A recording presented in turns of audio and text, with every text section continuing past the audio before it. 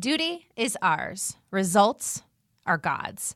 That's a quote from John Quincy Adams, the 6th president of the United States of America. And it also happens to be one of the main mantras of Jim Van Eerden. He is one of the co-founders of Sevenly, an ethical brand that is so unlike any other companies I have ever come across in my life. I've been following Sevenly for years, really since they started in 2011, and I've watched their journey. I've watched them go from this viral sensation all over Facebook and all over the internet and featured in People magazine and Forbes and everywhere you can imagine, to seeing them fail big and fail publicly. But I also watched them rise from the ashes, so to speak, and handle their very, very public failures and mistakes unlike any other company I've ever seen. I remember seeing their public apology for the mistakes that they made, which Jim and I are going to talk about later in the show. But it was just something that really solidified my belief that business can be used as a force for good. As Jim says, people are looking for an opportunity to stand up and fight for the beautiful, the good, and the true. People are tired of barking and yelling and fighting. People want to do. That's what Sevenly is doing. Sevenly is connecting people and showing people how they can do and be and collaborate and connect. Welcome to Business with Purpose. I'm your host, Molly Stillman of stillbeingmolly.com, and this show is all about bringing you the stories behind the brands, companies, and small businesses that are changing the world. Each week, I interview an entrepreneur, a CEO, nonprofit director, community leader, or just all-around amazing person who's trying to make a positive impact not only through their personal life, but also with their professional career. My goal is to show you that no matter what you do for a living, you can make an impact right where you are. Now on to the show and enjoy this conversation with Jim Van Eerden.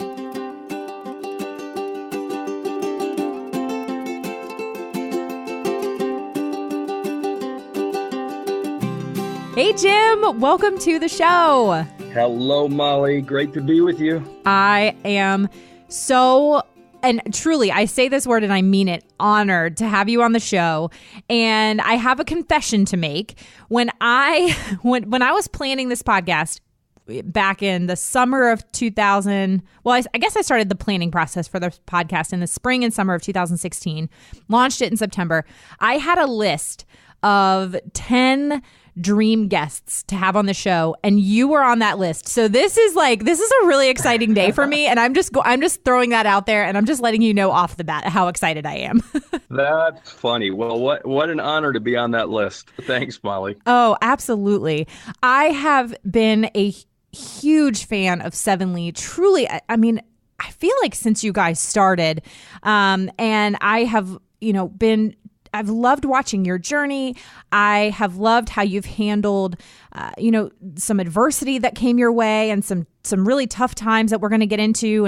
And I've loved also how you guys, and you in particular, have really just stayed true to your values and just your mission and your purpose. And I just can't wait to hear your story, because I've been so curious after following and, purchasing from Sevenly over the years, what the story behind Sevenly is. So with all that being said, Jim, I would love if you would do what all of our guests do, and that's give us the Jim 101. So tell us your story, and everything that led you up to where you are and how you got involved with Sevenly.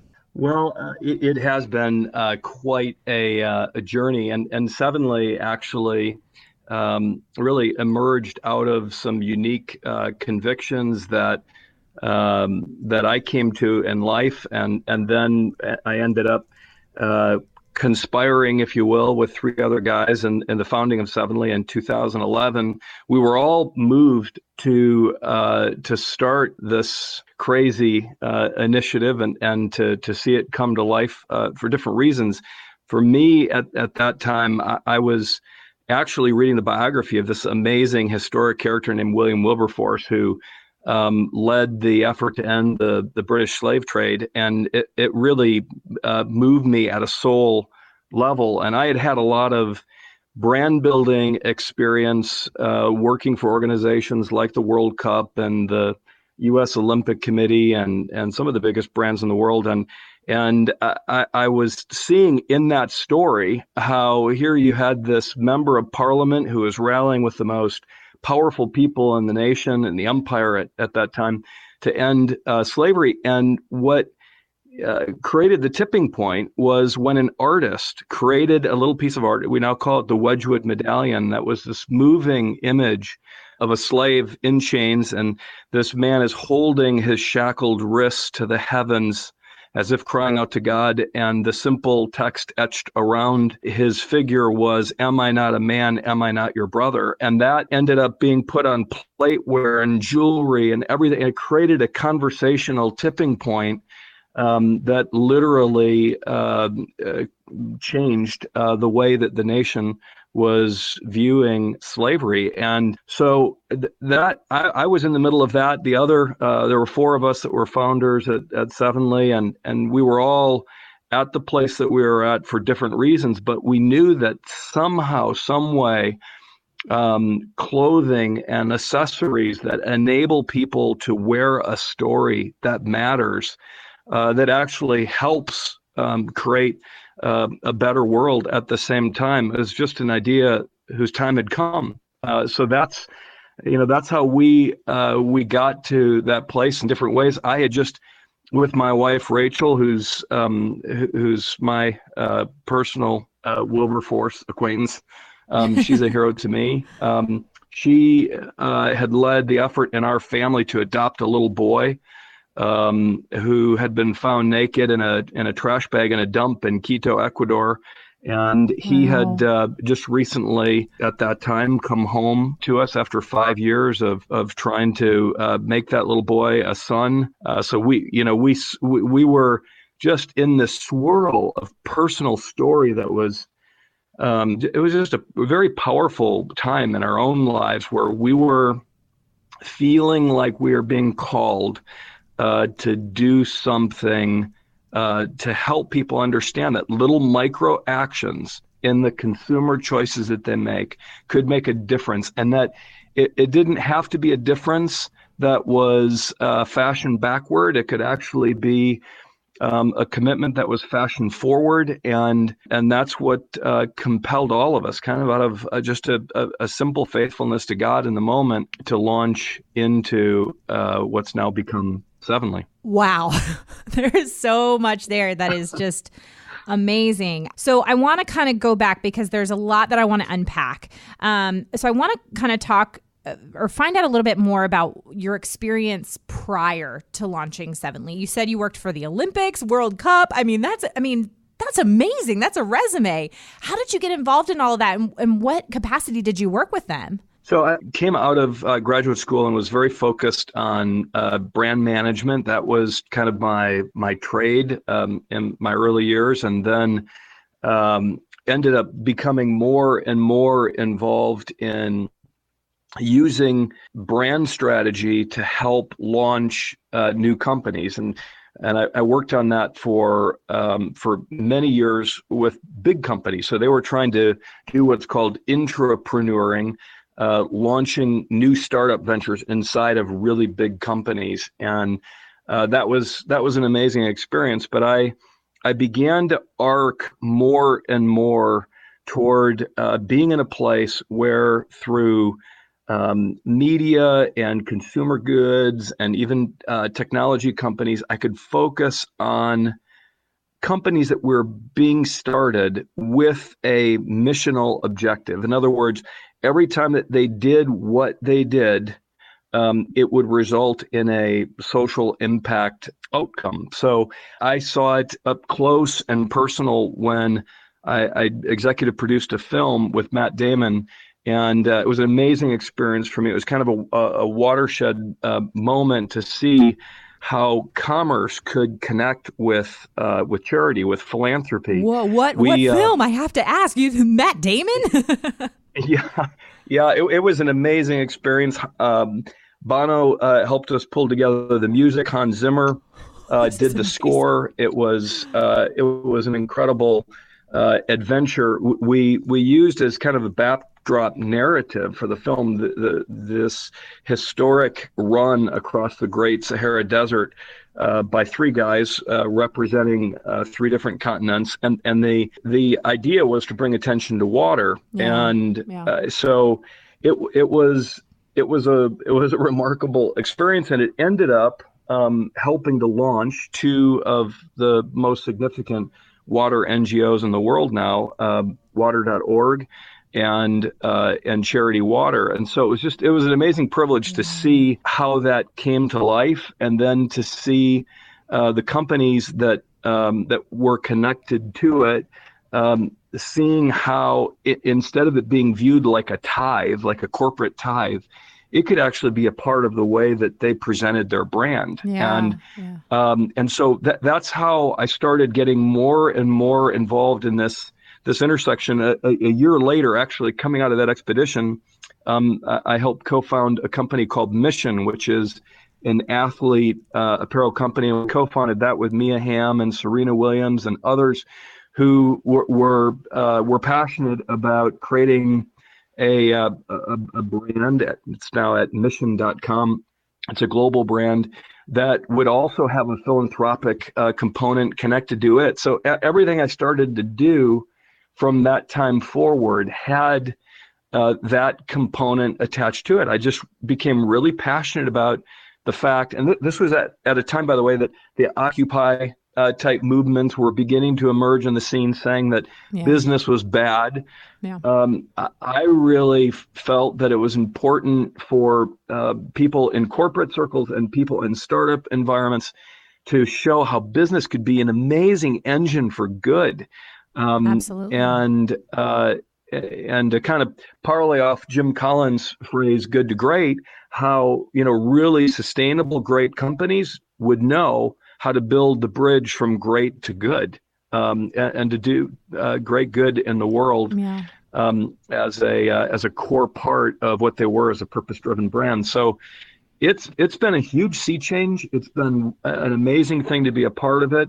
Sevenly has more than any other venture that I've been a part of brought just a deep joy to my soul, because we see the stories every day from people who just want to be able to express themselves about, in a fashion-forward way, about something that really matters to them at a very DNA level. And so that's kind of the genesis of how personal stories and a business journey have led me to be so passionate about Sevenly.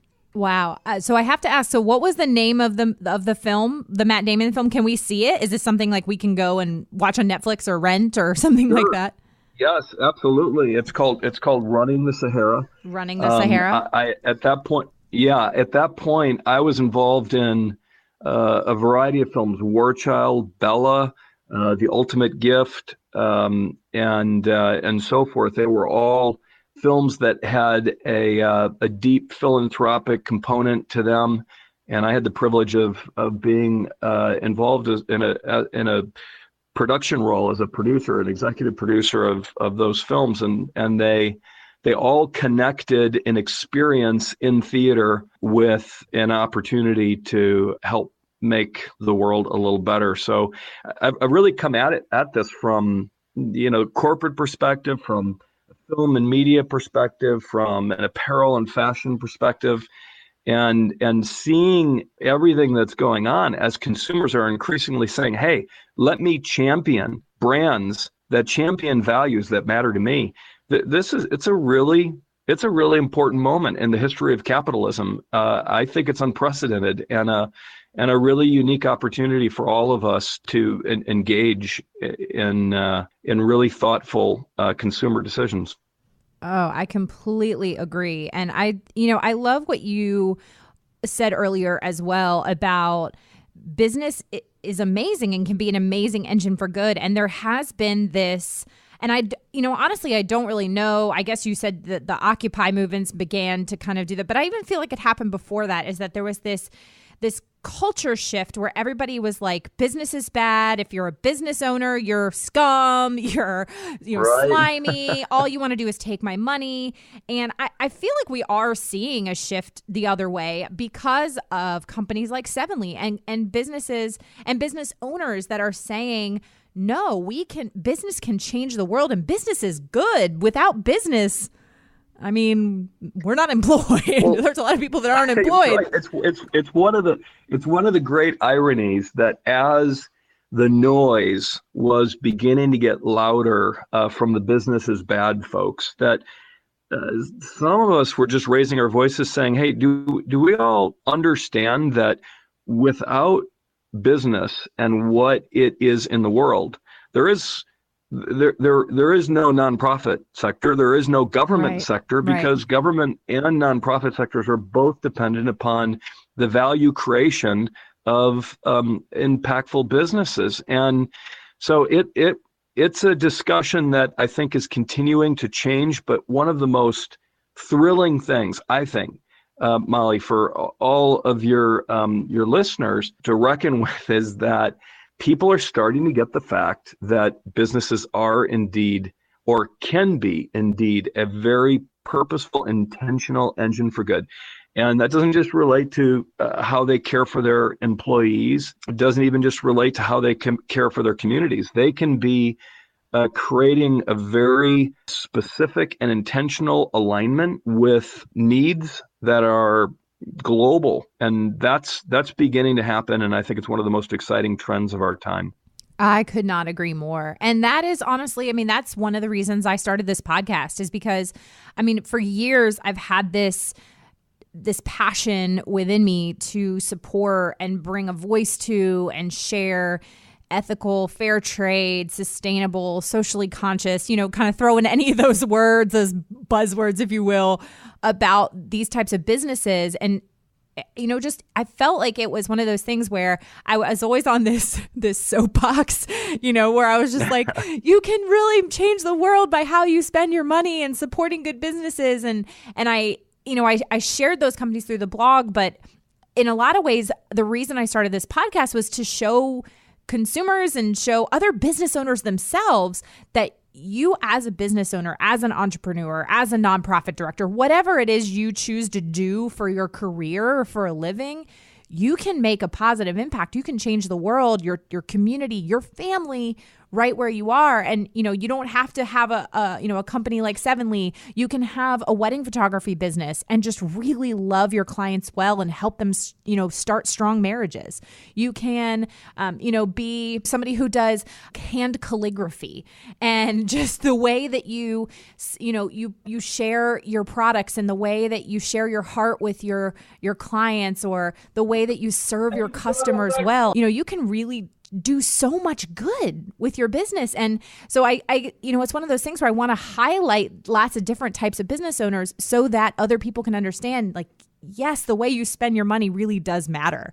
And, when you spend money, you're voting every single day for the type of world you want to live in. And Absolutely. I think that is a thing that is getting louder, so to speak, and drowning out those the business is bad type people.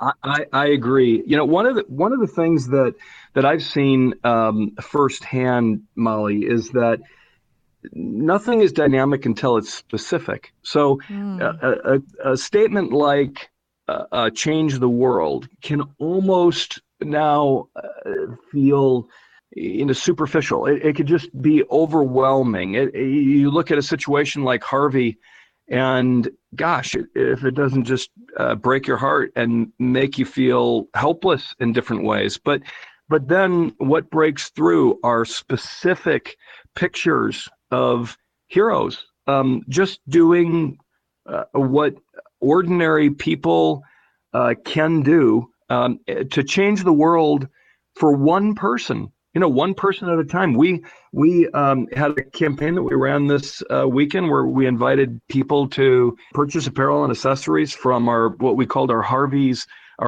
Helpers collection, and we in the process outfitted for free 500 volunteers going in to help with cleanup, and even some that were going in to help with rescue work, from boots to shirts and cell wallets and all kinds of things that were needed.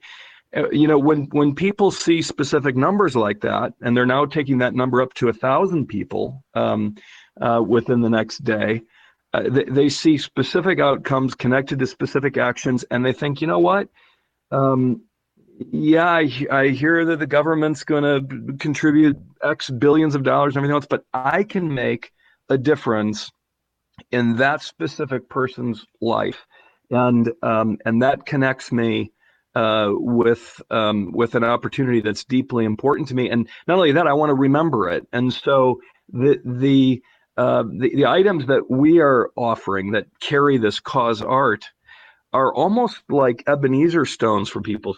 Some people in your audience will know what I mean by that. They're a marker. They're a remembrance of something important. It may be an opportunity that they have to serve, and they want to remember it. It may be a visit helping to do cleanup in a national park, and they want to remember it. It may be a time of providing care in a foster care community, and they want to remember it. And they don't just want to remember it, they want to create conversation. And here's the beautiful thing, Molly, that the noise is getting to be so shrill in our culture today that people are looking for an opportunity to stand up and do things in the fight for the beautiful and the good and the true, that are about being, not barking, that are about doing, not yelling and fighting.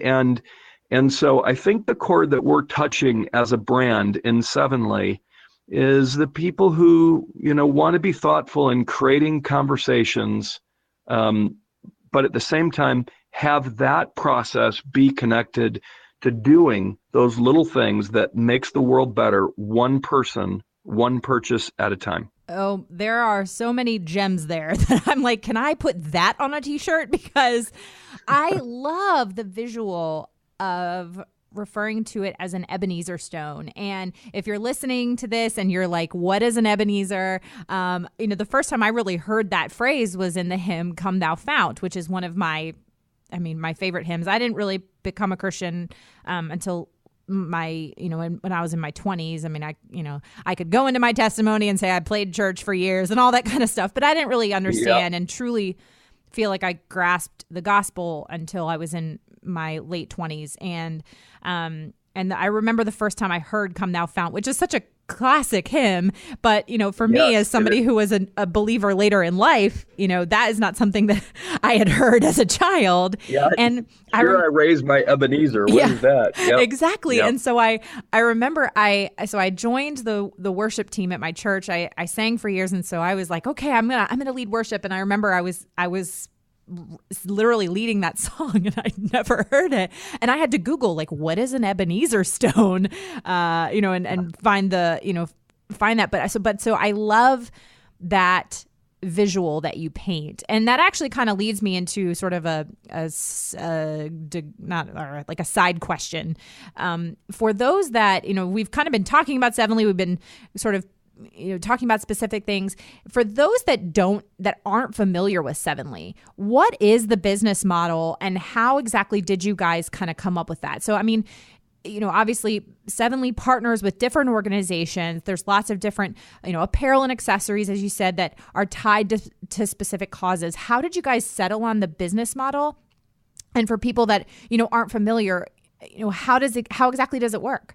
So Sevenly was created, as I said, in late 2011, and the initial idea was to start a movement around what we called cause art, that we would have some of the best artists from, by the way, all over the world, help us to create pieces of art that would tell about the work of some great charity without using their logos and without, saying in text, here's what the charity organization is. We wanted to communicate the cause and do it soulfully with great art. And art that would create conversation, art that would be fashion forward, not like, the shirts that you get after you run that 5K, that Krispy Kreme 5K run. Get your shirt that you bring out on painting days. Like a shirt you actually wear. Something exactly. So that was the initial idea, and we decided for all kinds of reasons to work around the concept of 7, and so part of it was that we would focus on a different charitable partner for 7 days, and at the end of the 7 days, we'd start a new campaign. During each one of those 7-day campaigns, we'd have that great art on different kinds of apparel, and $7 from every item sold in that campaign would go to the cause that we are spotlighting.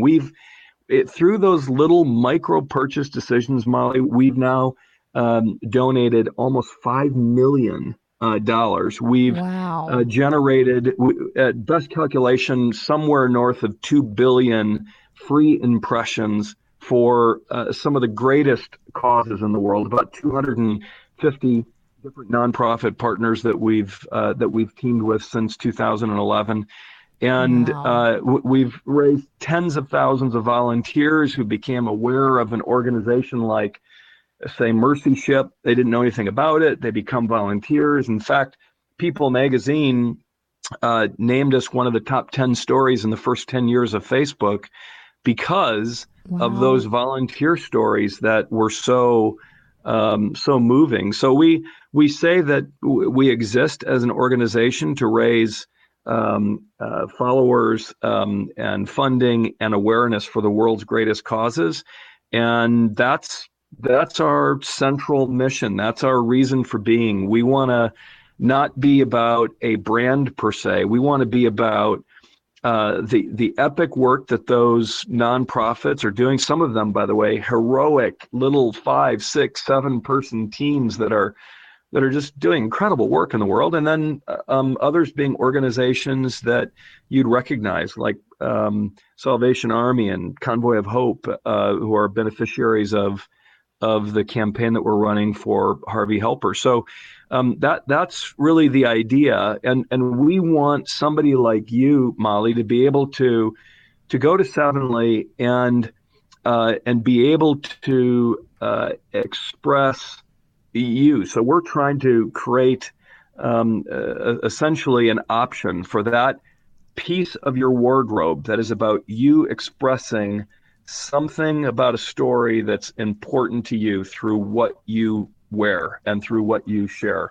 And so everything that we've done is aimed at that. You can now shop thousands of different designs across scores of different categories of cause. If you're involved in the autism community, if you're involved in the adoption community, if you're passionate about bullying in school and the harm that it's creating for so many kids, whatever your cause is, we exist to help you bring an artful voice to it, to create conversations, and to help change the world one person, one purchase at a time. Yes. Now I'm curious, what has, and I don't know if this is something you know, that has changed over the years, or if it kind of changes as, as things ebb and flow. Has there been a particular cause or a particular campaign that is just overwhelmingly, just does sort of like people just connect with it the most? Is there like the most successful campaign you guys have ever done? What do people connect with the most, have you found? A lot of it depends on issues that are trending. So, for example, in the early part of this year, our refugee care program with World Relief, which works through churches around the country and around the world to provide services and care for refugees, was by far our most popular collection. But then, we came into the spring and we were celebrating 100 years of our national parks, and that are the collection that we did, which was plant 7 trees with each purchase. Gosh, that was just remarkable. So cool. And So its cool. reception. And then when we were around the 4th of July, as you might imagine, our veterans collection, and in particular the 22 design, which commemorates the fact that 22 of our service people, on average, each day are taking their own lives. That all of a sudden was just really resonating with people. We need to talk about this. We need to do more. How can I engage with people in a way that is prompting them to say, what is that about? That's really cool. That's really interesting. What is it? We saw that be a focal point. So it really changes. And every once in a while, we'll have a particular story that really resonates with people, and that can change the calculus too.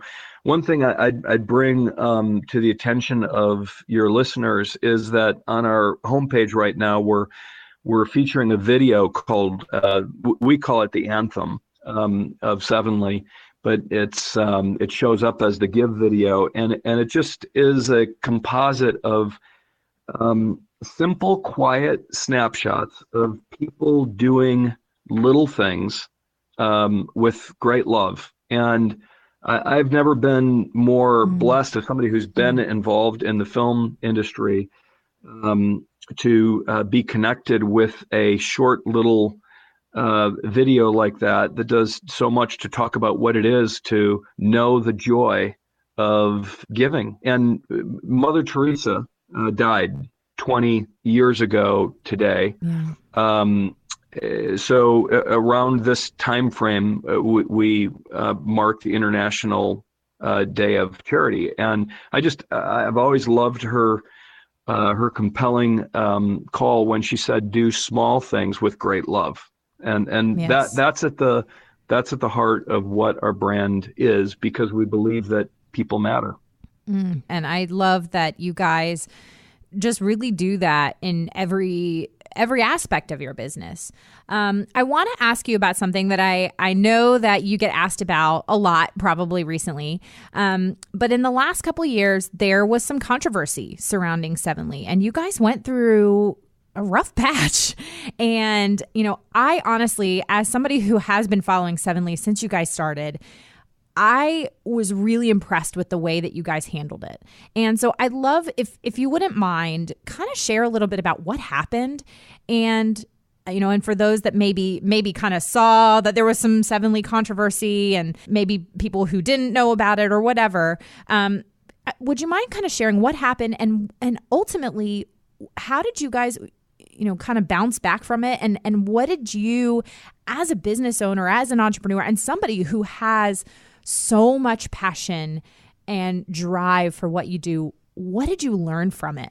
Yes. It is one of those seasons in my life, one of those stories in my life that I love to share about, and that hurts me to share about. Yeah. I would say that of all of the ventures that I've had the privilege of being a part of, Sevenly is the one that has brought me the deepest joy, and also the deepest pain, because the organization grew so fast in such a short period of time that we hit a leadership crisis where the founders believed that we needed to engage people that were smarter than we were in scaling Sevenly into the global brand that we felt it was becoming. Sevenly has customers in over 110 countries around the globe, and we were just getting to a point where the organization needed to scale more to support the work that we were doing. And so the founders in the process stepped aside and brought in folks from the outside to manage the growth. And I've always viewed Sevenly, even from its early days, as an old soul brand. We opened every board meeting actually praying for widows and the orphans, just as a visible picture of what our mission was. And we believe that if we did the right things, that it would work out well, that it would be a sustainable, growing, vibrant entity, and that we'd be able to do just great work in the world and be excellent at our craft.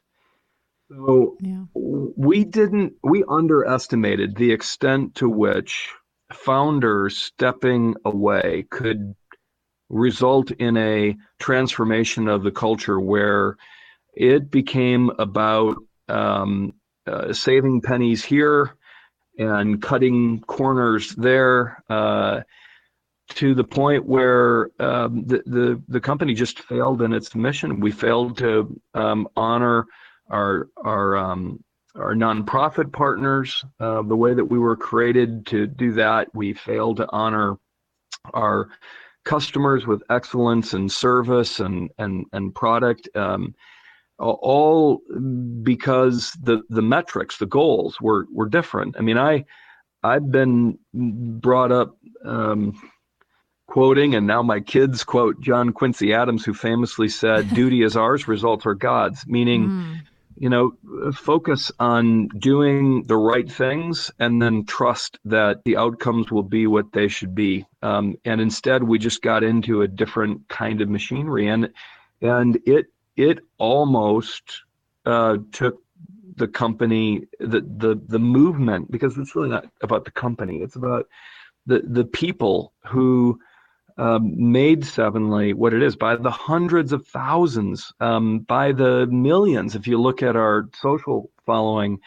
And there was a brand promise that had been made to them. And so several of us stepped back in various ways, operating roles or help financially or bringing people. I brought my wife, Rachel, and I have 11 children, Molly. So we have a big family. Wow. The boy that I told you about that we adopted from Ecuador is number 11. Wow. So I recruited all of my kids, who are, of course, very passionate about Sevenly anyway.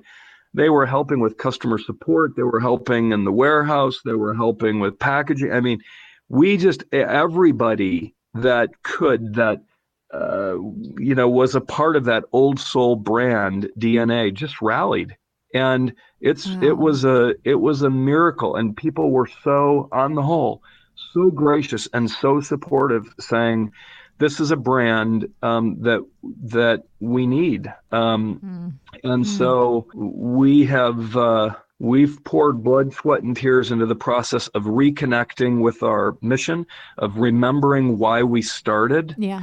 And so the opportunities that we're getting now every day, as we have people that reach out to us, as we do every day, saying, would you mind doing this for me? And we delight in it. It's, sending 20 shirts into Uganda for a youth camp of orphans who have been tapped to be next generation leaders. It's, outfitting those 500 volunteers that are heading into Hurricane Harvey cleanup work. That won't be fun. It's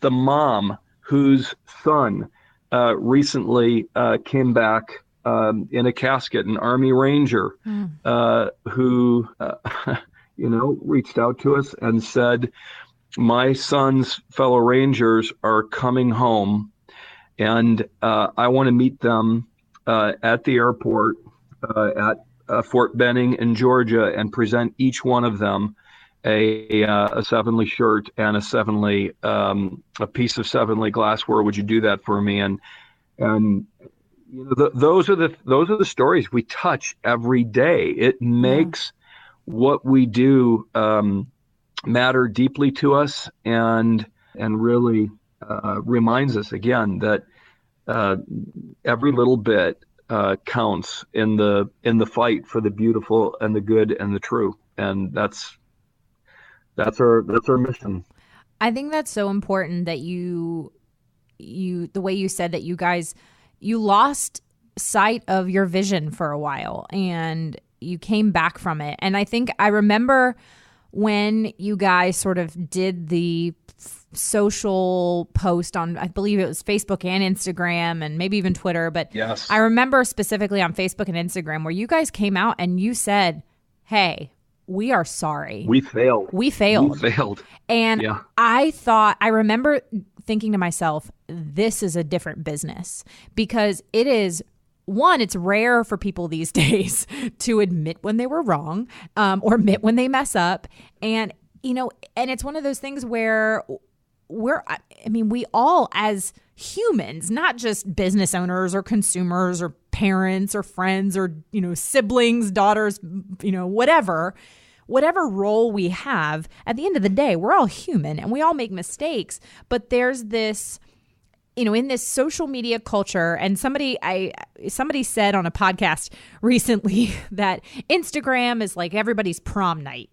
Like everybody looks the best and everybody's putting on their best, their best face. And it's, people are embarrassed to admit their mistakes or admit when they were wrong. And when I saw that statement from you guys, where you guys just said, we failed, we are sorry, we messed up, we know here, and we're going to do whatever we can to make it right. Give us time. It's not going to be overnight. It's not going to be quick, but we're going to do whatever we can to make it right. And that was that moment where I said, this really is a company that is different, that is saying we're human, we're a company run by humans, and we're going to make mistakes and we're going to move forward, but we can't dwell on the past. And I think that not only inspired the people who have known and loved Sevenly, but I think it gave people permission to say, yeah, we all fail. There are times when we mess up, and it might be a big public mess up that hundreds of thousands of people see, or it might be a mess up within our own family. But it's okay to say, hey, I screwed up, but here's how I'm going to move forward and do better. So true. So Yes. true, Molly. And I can't believe that you remember that. I definitely remember it. I remember like it was 5 minutes ago, and we actually used the image of a white flag, and I can't tell you how many people, as I communicated with a circle of those who were involved with the transition at that point, about my intention to publicly apologize and be deeply authentic in that moment with where Sevenly was at. How many people told me that was crazy? That was just a stupid thing to do. You don't do that. It's bad. It's bad marketing. People who said, I've never seen any company do that and survive and so forth. And in interacting with those of us who are re-engaging in the business, it was a no-brainer. It was about recognizing that duty was ours and results were God's, and we were not going to take that first step without it being an authentic one and a transparent one, because ultimately what happened is that the culture became what I call transactional when Sevenly was created to be relational. We're a relational brand. We want to serve people well, as they do, as the heroes in the story, as they do what they can in the world to make a difference. And so it's ultimately not about us. It's not about transaction. It's about them, and it's about relationship, which is why we're one of those crazy companies that will do things all the time. What we did for Hurricane Harvey was an example of this. I still have people that reach out to me as they did yesterday, saying it's really stupid because you're putting a code out to the public saying, if you're a Hurricane Harvey volunteer, we want to outfit you. Use this code and we will send it to you for free. We will make the item to order. We will package it with love, and we will pay for the shipping to get it to you. Thanks for the work that you're doing in the world. Well, will people abuse that? Yeah, some people will. We know it, and it sometimes hurts us. But ultimately, what we're doing is we are trying to build relationships with people that, on the whole, are the kind of people that we think are worth celebrating in the world. And so just imagine not just having somebody who's bringing relief to you in the current situation involving the storm cleanup, but imagine somebody coming to you wearing a message of hope, carrying a message of hope literally on their person as they're serving you and working alongside of you. That's part of the opportunity that we get to steward as a company. I think that is amazing. And I think companies like that and business owners like that and just people in general who are willing to take the risk, like you said, yes, there are going to be people that abuse it, but that is sort of like you said, duty is yours and results are God's. Like that is so important and something that I think so many people need to take to mind, because I think it's something like that often prevents people from doing good in the first place, because they think I agree that, oh, well, somebody's going to take advantage, or my money doesn't make a difference, or I'm not going to, worry about shopping fair trade or shopping ethically or shopping small. I'm just going to shop at Walmart because it's easy. And at the end of the day, my purchase doesn't really matter, when it does. And the more people that have, it's kind of that mob mentality type thing where one person makes that decision and then 10 people make that decision and then 1,000 people make that decision. But when one person makes the decision for good and makes a positive decision and then starts telling their friends and then they tell their friends and then they tell their friends, that's the kind of thing that has this positive ripple effect. And if you have that 1 or 10 or 100 people who use the code and abuse it, maybe somehow, and this is my belief and how I see the world, God's going to use that for good in some way, because maybe that person who abused the code, who wasn't actually a Harvey volunteer, wears it one day and then somebody asks them, what's that about? And then exactly. they get, Exactly. I remember traveling as a child and asking my parents, what these Bibles in the hotel room, are these Gideon Bibles, are these free? And I remember them chuckling on one occasion and saying, I'm sure that if somebody wanted to steal one, they would be fine with it. And so to a certain extent, it's like that for us. If somebody's going to take advantage of our generosity, then we have to be good stewards. But at the same time, we revel in the opportunity to be generous. It's like a friend of mine who I have traveled with for many years.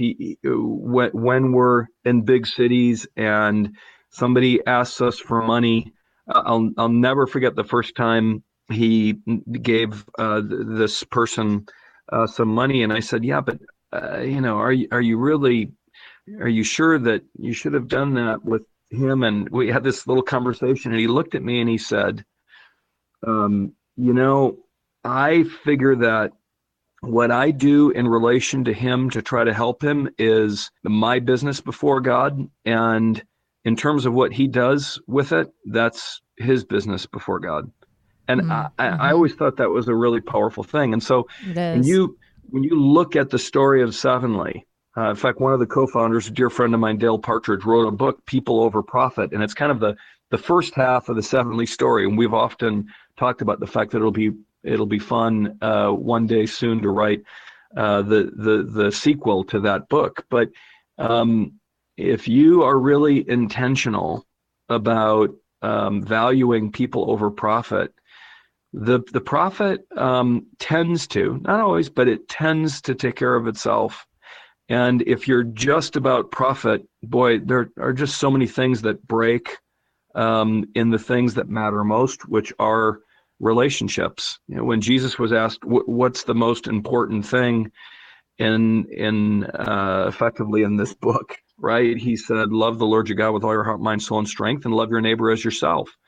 That verse is printed in every Sevenly shirt that has ever been sold under the heading "Why We Do What We Do." It's about relationships, and it's about valuing people over the things of this world, and ultimately the things that matter for all eternity over the things of this world, and believing that in the end, that will work out well. I have literally, while you were talking, I added People Over Profit to my to-read list. And it's funny because I did not know, I mean, I maybe I did know this, but didn't really know it until you said it specifically. But I've had a lot of people tell me I need to read that book.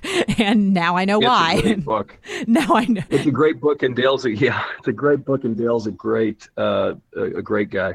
Amazing story. I think it's amazing. And like I said, I want to say thank you as a consumer, and also I consider myself an entrepreneur. Obviously, I'm a business owner. I'm a small business owner. As a business owner, as a consumer, and as just a human being, I just want to say thank you for your willingness to not listen to what culture says you should do, and to listen to what God says you should do, and to do things that might seem strange to people, and to give things away, and to to publicly apologize and admit when you were wrong. I mean, I think that is something that separates you from the rest, and you set an example for others to follow. And it really is one of those things of being in the world but not of the world. And I want to thank you for that, because I think that is such a powerful example that you're setting to so many other people. Well, thanks, Molly. And I have to say, I've had it modeled for me, beginning with my mother and my father. And when you're given the gift of faithful witness from others and the things that they do in the world, whether they're a street sweeper or whether they're a CEO, we have so much to learn from what it is to be steadfast and faithful, especially in a world that just seems to be spinning and loud. Yes. It's an important thing, which is why one of the reasons why I love your show being titled "Still Being Molly," because ultimately it is so much about not just the doing, it's about the being and the connection between those two things. Yeah. We're both from North Carolina, and there's that great motto on our flag that reminds us that it's important that that what's on the outside is consistent with what's on the inside. Yeah. And so I love the way that you combine in your work in the world the being and the doing. It's a great thing, Molly. Oh, thank you. Yeah. So, it's technically my blog name, but my, and people have asked me, well, why didn't you do your podcast name is the same as your blog name? And, I kind of had some reasons behind it, but people always ask me, they're like, well, what, were you ever not being Molly? What do you mean you're still being Molly? And there's a couple things at play. I mean, one, it is, people say, well, is it a play on your last name? And I say, well, yes, but I've been blogging for a long time, over 10 years. And before I got married, I had really embarrassing blog names that I'm like, well, hopefully that just stays in the dark part of the internet that nobody can ever actually find, is that old stuff when I didn't know what I was doing. But my story and my testimony, which is a story for another day, but that was one of those things where over the years, I was known as the funny person. I mean, I was class clown in high school. In college, I was, most likely to be on Saturday Night Live. Like, everybody knew me as sort of the comedian, and I did sketch and improv comedy. And so, and I did a lot of, volunteering, and I was just really active, but I was always just kind of this big, loud personality. And people, at the end, but inside for a long time, I was struggling really, really hard. And I realized at the time that I was searching, and I was making people laugh because I wasn't laughing on the inside. And so, but ultimately, kind of as I walked through a really dark time in my life, and as I came on the other side, and I really came to know and follow and love Jesus, I found where my worth and my, and where my identity truly was. And at the end of the day, yes, I am still the funny kind of, I try to be funny, the funny, person who loves to make people laugh. Like, making people laugh is just, it's what I love to do. And yes, there's still that part of me. But where I find my worth and my identity, that's different. And I've changed a lot, but at the end of the day, like, I'm still goofy me. Like, my personality really hasn't changed all that much, but the deeper, more intricate parts of me have changed, because Jesus changes people, and that's what happened to me. So that's kind of, he does. That's really where the name comes from. But I never really thought about when you pointed out just the being part. And I'm having like a very introspective moment right now, where I'm like, man, there's so much more to this. Well, our world is so inclined to make us just focus all the time on accomplishments and status and degrees and what we drive, and it's all, so much is about the doing, especially as you highlighted in this social media age where everything faux is, fast available. And so we're detaching more and more from the level of who we are, instead just focusing on what we're doing. And I think that can be a real tragedy. And we need more people focusing on still being themselves. So. Yes. Preach. Cool yes. name. Preach. Well, thank you. Well, as we wrap up here, which I honestly, I have like 50,000 more questions I would love to ask. So I think that just means I have to have you back on the show another time. But I want to get to know you just on a kind of I like to ask kind of some fun questions of my guests sometimes to get to know them a little bit different, outside of the business life. But before I do, and also so my husband edits my shows. He's my executive producer, as I like to call him. And so this is the portion where I let my husband insert a really fun sound effect here. And we're going to get to sort of the gauntlet round, if you will, for getting to know you. But I like to ask a serious question first, and then we'll get to the fun stuff. What is the best business advice you've ever been given? And you've had a lot of businesses, so I feel like this is a heavy loaded question for you. Yeah, and I've been given a lot of great advice, but I think that central to the best advice I've been given, which relates to the challenge of how we've tried to fail forward with Sevenly, is to lead with humility. It's so antithetical to the way that we tend to approach leadership.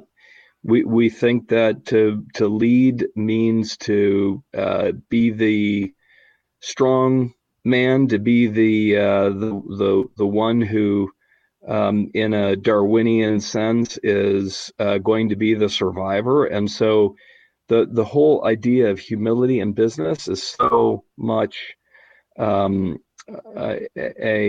riddle for so many people. But and I'm still learning it every day. But the best advice that I've been given is just to be humble. I think that's awesome advice. And I think so many businesses could learn a lot from that, and business owners and people in general. And it's interesting because it doesn't just relate to individual leadership. It relates to being a good employee, who you are as a brand, how you engage with people and create an organizational culture, all kinds of things that are important about that. Absolutely. Okay, so now on to a few fun questions. So what is the first, and I don't know what generation exactly you're in, but I'm going to assume record or tape. What's the first record or tape you ever bought? I can tell you that my first concert was Supertramp. You probably don't even remember them. And my second was Boston. Boston, so that kind all of right. dates me. I like it. That kind of dates me back in the 80s. My first, so those are my first concerts, but my first albums were all Chicago. I like it. Yeah, you've heard of Chicago, Molly? Yeah. I really appreciate that. Of course I've heard of Chicago. I love it. I love it. That's awesome. I think back to, while I listened to music way before this, and but I remember the very first time I ever purchased a tape using my own money. Like I'd done chores and earned money, and I walked myself to Kmart because there was a Kmart like a couple blocks from my house, and I walked over to Kmart and I bought the Dave Matthews Band Under the Table and Dreaming cassette. That was my first cassette. Nice. I love it. All right, now so this last part, this is the rapid fire round, and so we've got excuse if you heard my son in the background. I just hear my son outside the door like mama. It's fine. He's fine. He's under the care of my husband. But I literally just heard him going mama. I know that feeling. Hey, you know what? This is real life. Okay, so rapid fire round. It's either or. Say the first thing that comes to mind. Got it? I think I've got it. All right, cool. Coffee or tea? Coffee. Cake or pie? Pie. Ooh, interesting. I've learned in a 2015 survey that pie is the most common thing chosen in North Carolina. Nice. With coffee black. And preferably blackberry pie. Oh, blackberry pie. I like it. I like the specificity. Our homestead is full of blackberries. So blackberry pie, blackberry cobbler, vanilla ice cream, and then Amen. a little bit of homestead honey on top of that, and it's just over. Yeah, you're basically, you've died and gone to heaven. So yes. I love it. Books going back for seconds. Yes, books or movies? Books. Pepsi or Coke? I've worked for Pepsi, but I like Coke better. But don't tell anybody that I said that.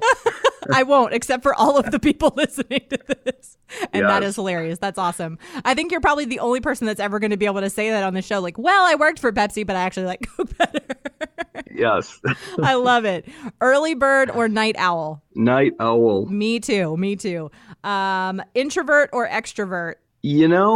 Everybody would probably peg me as an extrovert because I do love to teach and I do love to speak in public audience, but I actually have a pretty deep introvert side of me too. I love to cuddle up and read, and I'm kind of a riddle in that way. I'd say I'm a bit of both. I'm an introverted extrovert too, or an extroverted introvert. Yeah, whichever the way you want to say.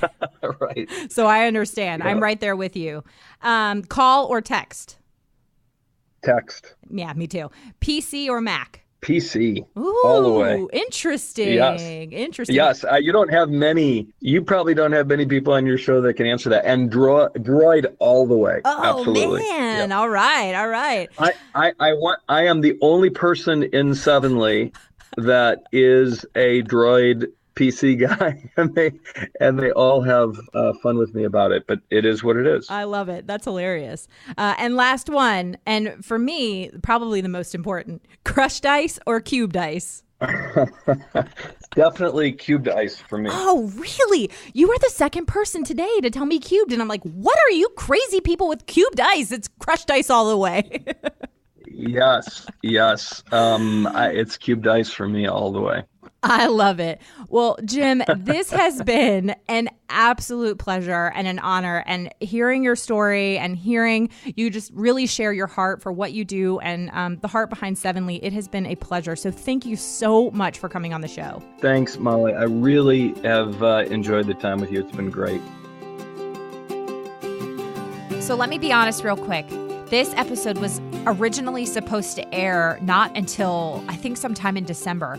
But after the conversation that Jim and I had, especially talking about some of the issues around Hurricane Harvey and what Sevenly is currently doing right now to support the victims of Hurricane Harvey, I knew that this episode had to air this week. I left this conversation just feeling a sense of peace and a sense of encouragement and a sense of resolve. And I don't know. I mean, this conversation really, truly blessed me in so many ways, and I wanted it to bless you as well. So I hope that you loved it. I hope that it really helped to give you a renewed sense of purpose and to know that when you make a mistake, that it's okay. We're all human. We all make mistakes.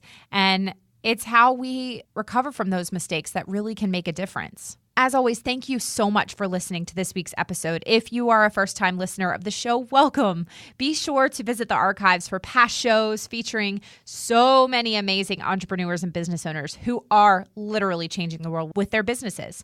And if you are a regular listener of the show, thank you so much for tuning in week and week out, and thank you for your support.